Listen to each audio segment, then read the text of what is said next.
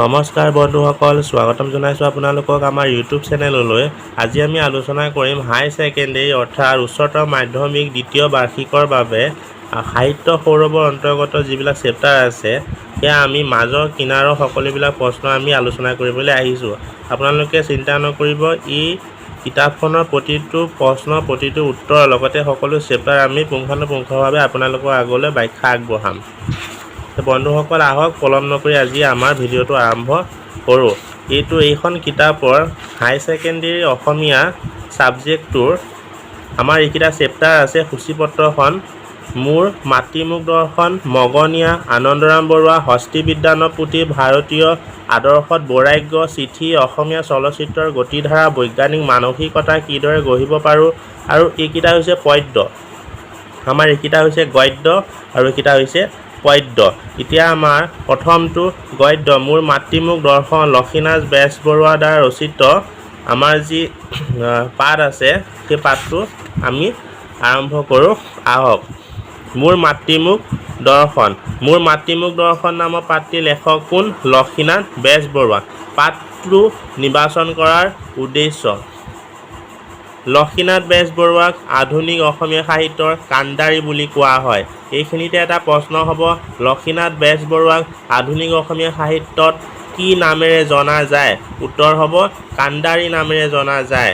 কবিতা, নাটক, উপন্যাস, চুটিগল্প আৰু প্ৰবন্ধ সকলো ক্ষেত্ৰতে তেওঁ উল্লেখযোগ্য অৱদান আগবঢ়াই অসমীয়া সাহিত্য সমৃদ্ধ কৰিছে। সাহিত্যৰথী খিতাপেৰে অভিহিত বেজবৰুৱাৰ ৰচনাৰাজি অসমৰ জাতীয় সম্পদস্বৰূপ। এতিয়া এইখিনিতে প্ৰশ্ন হয়, লক্ষীনাথ বেজবৰুৱাক কি উপাধিৰে সন্মানিত কৰা হয়? উত্তৰ হ'ব সাহিত্য ৰথী। সেইবাবে অসমৰ ছাত্ৰ ছাত্ৰীয়ে বেজবৰুৱা আৰু তেওঁৰ ৰচনাৰ বিষয়ে জ্ঞান লাভ কৰাটো নৈতিক কৰ্তব্যৰ ভিতৰত পৰে। বৰুৱাই আত্মজীৱন কথা মোৰ জীৱন সোঁৱৰণত প্ৰকাশ কৰাৰ উপৰিও আলোচনীৰ পাতত কেইবাটাও আত্মজীৱনীমূলক প্ৰবন্ধ আৰু ভ্ৰমণ কাহিনী লিখিছিল। এইখিনিতে এটা প্ৰশ্ন হ'ব, ৰসৰাজ লক্ষীনাথ বেজবৰুৱাৰ আত্মজীৱনীখনৰ নাম কি? আপোনালোকে লিখিব মোৰ জীৱন সোঁৱৰণ। গতিকে বন্ধুসকল, মোৰ জীৱন সোঁৱৰণ হৈছে ৰসৰাজ লক্ষীনাথ বেজবৰুৱাৰ আত্মজীৱনীমূলক কথা। তেওঁ আন গদ্য ৰচনাৰ দৰে সাহিত্যিক সৌন্দৰ্যৰ বিচাৰত নিমজ কথাশৈলীত ৰচিত এই প্ৰবন্ধ কেইটি উৎকৃষ্ট সৃষ্টি হিচাপে চিহ্নিত। ছাত্ৰ ছাত্ৰীসকলক বেজবৰুৱাৰ তেনে ৰচনাৰ সোৱাদ দিয়াৰ উদ্দেশ্যে এই পাঠটি নিৰ্বাচন কৰা হৈছে। লেখক পৰিচিতি: ৰসৰাজ লক্ষীনাথ বেজবৰুৱাৰ বিষয়ে পৰিচিত মানে তেওঁৰ বিষয়ে কবি পৰিচয় বা লেখক পৰিচয়। লেখক পৰিচয় দিছে ইয়াত। সাহিত্যৰথী লক্ষীনাথ বেজবৰুৱা কিমান চনত জন্ম হয়? 1864 চনত। মনত ৰাখিব চনটো 1864 চনত ৰসৰাজ লক্ষীনাথ বেজবৰুৱাৰ জন্ম হয় আৰু তেখেতৰ মৃত্যু কিমান চনত হয়?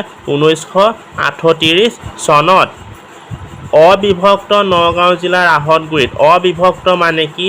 আগতে আমাৰ নগাঁও আৰু মৰিগাঁও জিলাখন একেলগে আছিল, সেয়েহে অবিভক্ত শব্দটো ইয়াত ব্যৱহাৰ কৰা হৈছে। শিৱসাগৰ চৰকাৰী হাইস্কুলৰ পৰা 1883 চনত এণ্ট্ৰেন্স পৰীক্ষাত উত্তীৰ্ণ হৈ উচ্চ শিক্ষা গ্ৰহণৰ বাবে কলিকতালৈ যায়। কলকাতাৰ জেনেৰেল এছেম্বলি ইনষ্টিটিউচনৰ পৰা তেওঁ BA পাছ কৰে আৰু ইংৰাজীত MA আৰু আইন পঢ়া আৰম্ভ কৰে, যদিও সিবোৰ ডিগ্ৰী নোলোৱাকৈয়ে এৰে। তেওঁ কলকাতাত থকা কালতে অসমীয়া ভাষা উন্নতি সাধিনী সভা প্ৰতিষ্ঠা কৰে। অসমীয়া ভাষা সাধিনী সভা কোনে প্ৰতিষ্ঠা কৰিছিল? ৰসৰাজ লক্ষীনাথ বেজবৰুৱাই। কিমান চনত? 1444 চনত। জোনাকী আলোচনী প্ৰকাশত আগভাগ লয়। এইখিনিতে আকৌ এটা প্ৰশ্ন হ'ব, ৰসৰাজ লক্ষীনাথ বেজবৰুৱাই প্ৰকাশ কৰা আলোচনীখনৰ নাম কি? উত্তৰ লিখিব লাগিব জোনাকী। বংগৰ বিখ্যাত ঠাকুৰ পৰিয়ালৰ কন্যা প্ৰজ্ঞাসুন্দৰী দেৱীৰ লগত তেওঁ বিবাহ পাতত আবদ্ধ হয়। এতিয়া ৰসৰাজ লক্ষীনাথ বেজবৰুৱাৰ পত্নীৰ নাম কি আছিল? প্ৰজ্ঞাসুন্দৰী দেৱী। এইখনতে আকৌ এটা প্ৰশ্ন হ'ব, লক্ষীনাথ বেজবৰুৱাৰ নেতৃত্বত জোনাকীৰ জৰিয়তে অসমীয়া সাহিত্যৰ ৰমন্যাসৰ ঢল প্ৰবাহিত হয়। তেওঁ অসমীয়া চুটিগল্পৰ জনক। এইখিনিতে আকৌ এটা প্ৰশ্ন হ'ব যে ৰসৰাজ লক্ষ্মীনাথ বেজবৰুৱা মানে ৰসৰাজ লক্ষ্মীনাথ বেজবৰুৱাই প্ৰকাশ কৰা কাকতখনৰ নাম কি? জোনাকী। এতিয়া এইখিনিতে আকৌ এটা প্ৰশ্ন হয় যে অসমীয়া চুটিগল্পৰ জনক নামেৰে কোন খ্যাত বা অসমীয়া চুটিগল্পৰ জনক বুলি কাক অভিহিত কৰা হয়? উত্তৰ হ'ব ৰসৰাজ লক্ষ্মীনাথ বেজবৰুৱাক। জোনাকী পাতত তেওঁৰ দ্বাৰা ৰচিত গল্পৰ জৰিয়তে অসমীয়া চুটিগল্পৰ শুভাৰম্ভ কৰে বা এইখিনিতে আকৌ এটা প্ৰশ্ন হ'ব অসমীয়া চুটিগল্পৰ শুভাৰম্ভ কৰোঁতা নামেৰে কাক জনা যায়? উত্তৰ হ'ব ৰসৰাজ লক্ষ্মীনাথ বেজবৰুৱাক। বেজবৰুৱাৰ প্ৰতিভা বহুমুখী। কবিতা, নাটক, চুটিগল্প, ৰম্য ৰচনা, প্ৰবন্ধ, সমালোচনা, জীৱনী আদি অসমীয়া সাহিত্যৰ সকলো দিশতে তেওঁ বৰঙণি অতুলনীয়। তেওঁৰ উল্লেখযোগ্য গ্ৰন্থসমূহ হৈছে ধেমেলীয়া নাটক। এইখিনি বহুতো ইম্পৰ্টেণ্ট হয়, ইয়াৰ পৰা বহুতো শ্বৰ্ট প্ৰশ্ন আহে। ধেমেলীয়া নাটক, লিটিকাই, পাচনি, নুমল, চিকৰপতি, নিকৰপতি। বুৰঞ্জীমূলক নাটক, জয়মতী কুঁৱৰী, চক্ৰধৱ সিংহ, বেলিমাৰ। আৰু উপন্যাসখনৰ নাম কি? পদুম কুঁৱৰী। কবিতা পুথিখনৰ নাম কদমকলি। বহুতৰ এই প্ৰশ্নটোত উল্টা পুল্টা লাগে, কিছুমানে উপন্যাসখনৰ নাম লেখে কদমকলি আৰু কবিতাখনৰ নাম লেখে পদুম কুঁৱৰী, কিন্তু এনেকুৱা নহয়। উপন্যাসখন হৈছে পদুম কুঁৱৰী, কবিতাখন হৈছে কদমকলি। চুটিগল্প পুথিখনৰ নাম কি? জোনবিৰি, সাধুকথাৰ কুকি, সুৰভি, কেহুকলি। সাধুকথা হৈছে বুঢ়ী আই সাধু, ককা দেউতাৰ হাড়, নাতি ল'ৰা।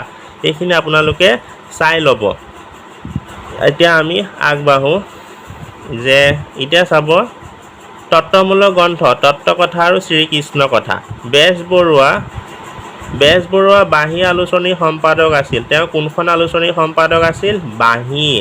1924 চনত গুৱাহাটীত অনুষ্ঠিত হোৱা অসম সাহিত্য সভাৰ অধিৱেশনত তেওঁ সভাপতিত্ব কৰিছিল। এইখিনিতে আকৌ এটা প্ৰশ্ন হ'ব ৰসৰাজ লক্ষ্মীনাথ বেজবৰুৱা কোনখন অধিৱেশনৰ সভাপতি আছিল? গুৱাহাটীত অনুষ্ঠিত হোৱা অসম সাহিত্য সভাৰ অধিৱেশনৰ তেওঁ সভাপতি আছিল। বেজবৰুৱাই 7টা খণ্ডত ৰচনা কৰা মোৰ মাতৃমুখ দৰ্শন শীৰ্ষক দীঘলীয়া অসম ভ্ৰমণ কাহিনীটো প্ৰথম 3টা খণ্ড পাঠ হিচাপে নিৰ্বাচন কৰা হৈছে। পাঠটো ডক্টৰ নগেন শইকীয়া সম্পাদিত বেজবৰুৱাৰ ৰচনাৱলী প্ৰথম খণ্ডৰ পৰা লোৱা হৈছে। বন্ধুসকল, ইয়াৰ যি এই পেৰেগ্ৰাফটো বহুতো ইম্পৰ্টেণ্ট হয়। ইয়াৰ পৰা চুটি প্ৰশ্ন 3-4টামান ওলাই যাব পাৰে। প্ৰথম প্ৰশ্নটো হ'ব পাৰে যে মোৰ মাতৃমুখ দৰ্শন নামৰ পাঠটো কেইটা খণ্ডত ৰচিত? এনচাৰ হ'ব 7টা খণ্ড। 2 নম্বৰ প্ৰশ্নটো হ'ব যে মোৰ মাতৃমুখ দৰ্শন নামৰ পাঠটো ক'ৰ পৰা লোৱা হৈছে? এনচাৰটো হ'ব বেজবৰুৱাৰ ৰচনাৱলী প্ৰথম খণ্ডৰ পৰা লোৱা হৈছে। পাঠটোৰ ৰচক কোন? আমাৰ নগেন শইকীয়া। 1 মিনিট, আমাৰ পাঠটোৰ ৰচকটো চাই লওঁ কোন আছিলে? লক্ষ্মীনাথ বেজবৰুৱা। আৰু এই পাঠটো ক'ৰ পৰা লোৱা হৈছে বুলি ক'লে? ডক্টৰ নগেন শইকীয়া সম্পাদিত বেজবৰুৱাৰ ৰচনাৰাজি প্ৰথম খণ্ডৰ পৰা লোৱা হৈছে। এনেকুৱা ধৰণৰ প্ৰশ্নবিলাক ইয়াৰ পৰা আহিব পাৰে। বন্ধুসকল, আজি আমি আপোনালোকৰ লগত মোৰ মাতৃমুখ দৰ্শনৰ কবি পৰিচয়খিনি আলোচনা কৰিব পাৰিলোঁ। ইয়াৰ দ্বিতীয় খণ্ড অৰ্থাৎ আমাৰ এইটো প্ৰথম ভিডিঅ' হৈছে হাই ছেকেণ্ডেৰী ছেকেণ্ড ইয়েৰৰ অসমীয়া কিতাপখনৰ প্ৰথমটো পাঠ মোৰ মাতৃমুখ দৰ্শনৰ আমি আজি কবি পৰিচয়খিনি আলোচনা কৰিলোঁ। ইয়াৰ দ্বিতীয়টো ভিডিঅ'ত আমি ইয়াৰ পৰা প্ৰথম অধ্যায়ৰ পৰা মূল পাঠটো আমি আলোচনা কৰিম। গতিকে বন্ধুসকল, যদি আপোনালোকে ভিডিঅ'টো চাই ভাল পাইছে তেনেহ'লে লাইক কৰিব, কমেণ্ট কৰিব, শ্বেয়াৰ কৰিব, লগতে ছাবস্ক্ৰাইব কৰিবলৈ নাপাহৰিব। আমি এই চেনেলটোৰ জৰিয়তে আপোনালোকলৈ নানা ধৰণৰ বহুতো বিষয়ৰ প্ৰশ্নবিলাক আগবঢ়াবলৈ চেষ্টা কৰোঁ। ধন্যবাদ।